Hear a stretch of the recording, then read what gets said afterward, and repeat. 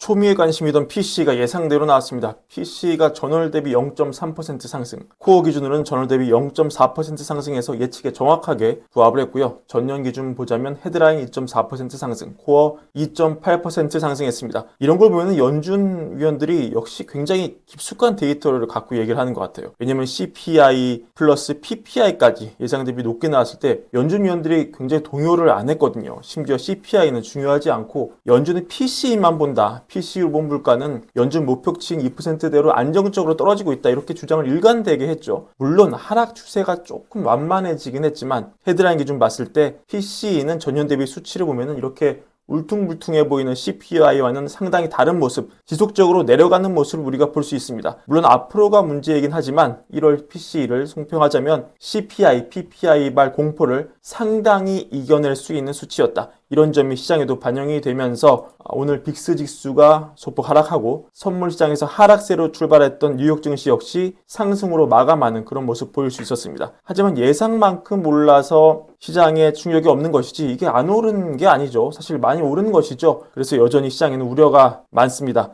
첫 번째 문제는 앞으로 시장이 계속 CPI와 PC 사이를 오가면서 갈팡질팡할 수 있다는 점입니다. 연준 위원이 계속 CPI를 무시하고 PC만 본다고 하면은 CPI 충격이 좀 잦아들 수 있겠지만 사실 시장 입장에서 CPI 계속 툭툭 올라가면 그거 영향을 안 받기가 쉽지가 않거든요. 여러 번 저희 채널에서도 설명드렸지만 오늘 월저널이 정리를 참 잘했습니다. 제목 아주 잘 뽑았죠. 누구는 2.4% 올랐다 그러고 누구는 3.1%라고 말합니다.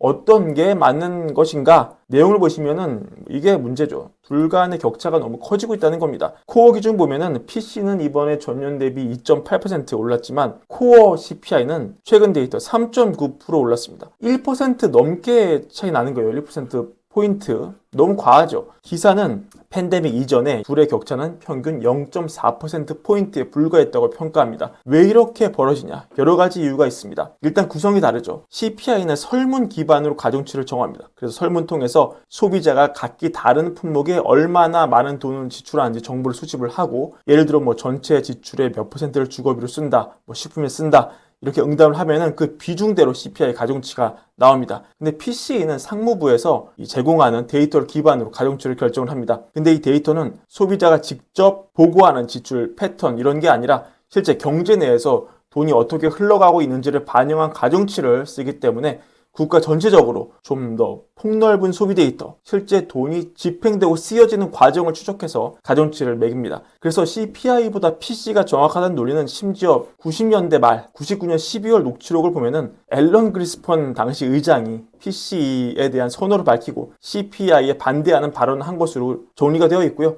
그래서 연준은 실제 2000년 2월부터 공식적으로 PC를 선호 물가 척도로 지정을 한 바 있습니다. 실제 가중치도 많이 달라지는 게 이게 대표적인 게 주거비죠. CPI에서 주거비 비중은 34%, 3분의 1인데 PC에서는 15%이고 또 최근 CPI 헤드라인이 3.1% 올랐는데 주거비 혼자 2%를 기여를 했어요. 반면에 PC에서 주거비가 기여한 거는 1% 미만으로 집계가 되고 있습니다. 지금 CPI에서 본 주거비가 후행 지표라는 지적이 굉장히 많이 나오고 있기 때문에 월걸부 채널에서도 많이 전해드렸죠. CPI 수치도 이대로라면 떨어질 가능성이 높지만 앞으로 이렇게 몇 달간 CPI와 PC 간 격차가 커지게 되면은 시장 혼란이 극대화될 수 있다. 시장 변동성이 커질 수 있다. 이런 점 염두에 두셔야 할 것 같습니다. 또 우리가 양보해서 CPI는 가짜, PC는 진짜라고 받아들여도 월간 기준으로 지금 많이 올랐잖아요. PC가 이게 아까 말씀드렸지만 내린 게 아니지 않습니까?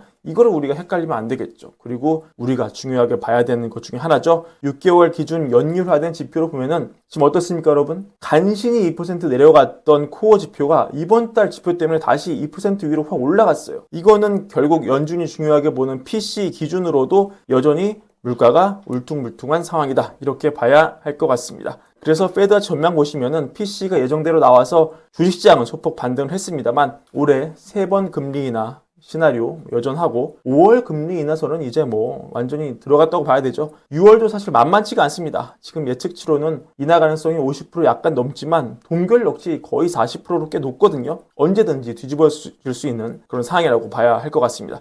결국 시장이 원하는 금리 인하가 현실화가 되려면 세 개 중에 하나는 빨리 나와야 되는 것이죠. 먼저 GDP로 봤을 때 침체의 징후가 있구나. 근데 지금 GDP 나와보시면은 침체의 징후 자체가 없죠. 예상 성장률이 3%입니다. 거의 변함이 없습니다. 아니면 연준이 중요하게 생각하는 노동 데이터라도 어떤 흔들리는 이런 모습이 보여야 되는데, 최근 비농업 고용지수 보시면은 얼마 전에 놀라운 숫자를 찍지 않았습니까? 다음 주 데이터 봐야겠지만 녹록지가 않다는 것이죠. 일각에서는 빅테크 중심으로 해고가 이어지면서 어떤 노동 데이터의 질적인 측면이 흔들리고 있다, 이런 얘기가 나오고 있는데, 이것도 뭐 맞는 얘기일 수 있지만 이런 보도 오늘 월전으로 나오고 있습니다. 뭐냐, 빅테크가 앞으로는 해고하면서 뒤로는 뽑고 있다. 그래서 생각보다 해고의 효과가 별로 없다. 보실까요? 이 그래프 보시면 이게 아마존, 이게 MS, 구글 알파벳, 메타인데 점선이 2018년도 직원 수, 하늘색 요게 22년도, 이 노랑이가 23년인데 노랑이랑 하늘이 보면은 어떻습니까? 차이가 있습니까? 거의 없죠. 최근에 빅테크 해고한 거 이거 알고 보니 별 의미가 없는 것이었다, 이렇게 얘기가 나오는 것입니다. 예를 들어서 MS 보시면은 22년도 22만 1000이었고 작년에도 22만 1000이었습니다. 똑같습니다. 이런 식으로 미디어를 통해 알려진 해고 열풍, 빅테크의 해고 열풍은 과장이 있을 수 있다. 이런 점 가져가시면 좋을 것 같고, 그러면 소비라도 뭐 확 줄어야 되는데, 얼마 전 나온 샌프란시스코 연은 보고서 제가 내용이 의미심장해서 가져와 봤는데요. 우리가 흔히 팬데믹 때 돈을 막 뿌렸고 이게 소위 초과저축이라는 걸로 경제를 돌아내면서 소비에 불을 질렀는데, 초과저축이 이제 거의 고갈됐다, 이런 얘기 많이 나왔잖아요. 근데 이 내용이 큰 그림에서는 맞아요.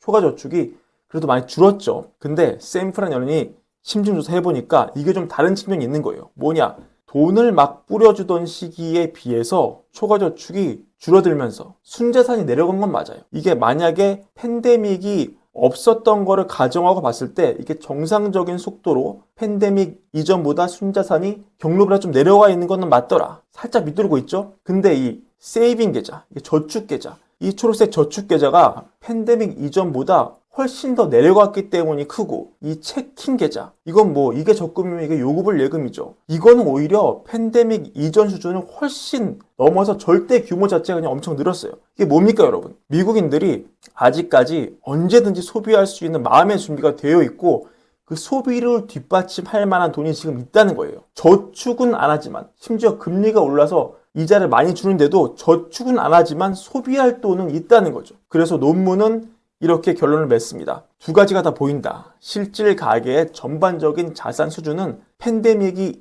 시작되기 이전 수준을 상회하고 있다. 이는 앞으로도 소비가 지속적인 강세를 나타낼 수 있다고 보인다. 게다가 23년 말 이후 주식시장의 상승세는 이러한 강세를 더 강화할 수 있다. 소비를 늘릴 수 있다. 아직 미국 가계 소비 여력이 있다는 겁니다. 하지만 중장기로 봤을 때 유동 자산이 감소하고 있기 때문에, 여튼 감소하고 있기 때문에 이런 과잉 유동성 자금이 소진되면은 소비자는 지출을 줄이기로 결정할 수도 있다. 하지만 단기로는 어떻다? 소비가 더 이어질 공산이 크다. 게다가 주식이 올라주면 더 그럴 여지가 있다. 이런 결론이 되겠습니다.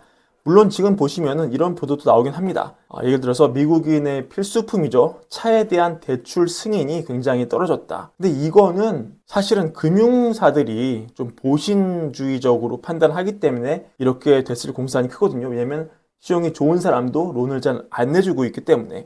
그래서 전반적으로는 우리가 당분간은 소비가 쉽게 안 떨어질 가능성이 높겠다. 게다가 주식이 올라지면 더 그렇다. 이런 가능성을 대비를 해야 되는 거죠. 그렇다면 노동도 탄탄, GDP도 탄탄, 소비도 쉽게 안 죽는다고 보면은 연준이 금리를 낼 수 있는 여지는 소위 말해 보험성이나, 그러니까 실질금리가 명목금리 빼기 인플레이기 때문에 인플레가 그동안 사실 많이 떨어지긴 했죠. 인플레가 떨어졌으니까 실질금리가 올랐다. 실질금리가 올랐으니까 금리를 내려야 한다. 이 명분일 텐데, 이 시나리오도 오늘 PC가 이렇게 전월 대비 상승한 걸 보면은 당장 가동이 쉽지 않겠다. 이런 걸 보니 연준 위원들이 왜 상반기는 힘들고 자꾸 연말에나 인하될 것이다, 이렇게 얘기를 하는지 이해가 된다. 이렇게 오늘 내용 정리할 수 있겠습니다. 자, 오늘 내용 많은 도움 되셨는지 모르겠는데요. 금리가 생각보다 빨리 안 떨어지는 이유, 물론 또 상황 지켜보면서 다른 변수가 있을 수 있지만 지금 상황만 놓고 보면 그렇다. 이럴 가능성 염두에 두고 포트폴리오에 반영하자. 이런 정보를 공유드리면서 오늘 영상 이것으로 마무리하겠습니다. 오늘도 브랜비어 시청해주셔서 감사드리고 올걸부 구독과 좋아요도 부탁드립니다. 감사합니다.